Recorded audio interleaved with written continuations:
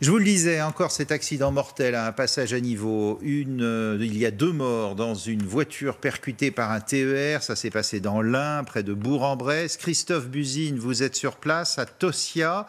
Cette fois, on le disait, il y avait bien un contrôleur dans le train et on ignore encore les causes de l'accident. Oui, alors cet accident s'est produit à 17h sur le passage à niveau que vous pouvez voir derrière moi. Un TER qui arrivait de Belfort à destination de Lyon a violemment heurté une voiture qui se trouvait sur les voies. Ce véhicule a été traîné sur plusieurs dizaines de mètres et le train, lui, s'est arrêté 300 mètres environ plus loin. Dans le véhicule, oui, 2 personnes, un homme de 59 ans et une femme de 57 qui, a priori, ont été tués sur le coup. En tout cas, les secours n'ont rien pu faire pour les réanimer.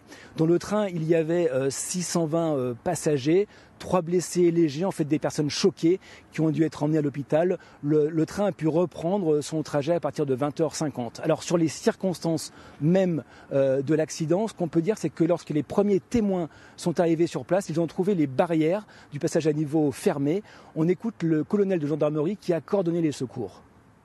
Les barrières n'empêcheraient pas quelqu'un de passer par la droite et de faire un slalom entre les 2 barrières. Ce pas des barrières qui empêchent complètement le passage. Voilà, donc c'est pour cette hypothèse-là qu'on doit vraiment effectuer toutes les relevés de façon à ce que l'ensemble des pièces puissent être examinées et que la justice puisse faire la lumière sur ce point, sur cet accident.